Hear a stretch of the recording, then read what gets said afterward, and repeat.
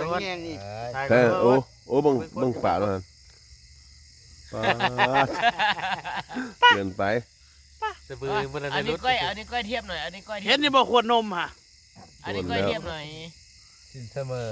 ต้มเส้นอย่างนี้ เนี่ยสบายดับครับ พี่ลึก สบายฟูเว้นสบายดับ ดับเนาะมันตาย โหดเกินต้อมซ้ำนี่เก่า ย่ำคือเวียดนามบ่ บ้า มันอยู่บนนี้ เดี๋ยวเถอะ มันข่าว ปล่อยแล้วน้อย ปล่อยเลยย้อนลงโอ้ เอ้าเอาไปปล่อยท่าน้ำใหญ่ได้เลย บ่ขยะกู สังแยงเลย ย้อนลง โอ้ ปึ๊บ โอ้ย โอ้ ข้างเงี้ยงอีกบ่นี่ เอาไหม